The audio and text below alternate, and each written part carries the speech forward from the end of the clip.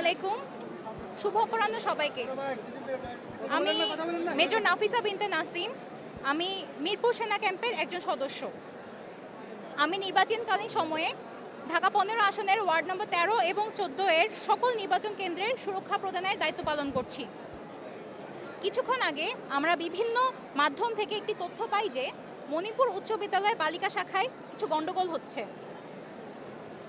আমরা সাথে সাথে এখানে চলে আসি এবং আসার পর দেখতে পাই এখানে ভিন্ন দুটি রাজনৈতিক দলের মহিলা কর্মীর মাঝে হাতাহাতি হয়েছে। পরবর্তীতে একটি রাজনৈতিক দলের প্রধান আমার সাথে সেই ভুক্তভোগী মহিলা কর্মীর কথা বলিয়ে দেন এবং আমরা তাকে আশ্বস্ত করি আমরা এ ধরনের অনাকাঙ্ক্ষিত ঘটনা হতে দিব না এবং যারা বিশৃঙ্খলা সৃষ্টি করতে দিব না। ম্যাজিস্ট্রেটের মাধ্যমে আমরা অভিযুক্ত ব্যক্তিদের বিরুদ্ধে শাস্তিমূলক ব্যবস্থা গ্রহণের প্রক্রিয়া চলমান রেখেছি। আপনারা সকলে আমাদের ওপর আস্থা রাখুন ও নিশ্চিন্তে আপনাদের ভোটাধিকার চর্চা করুন এবং প্রয়োগ করুন। আমরা আপনাদের সাথে আছি। ধন্যবাদ।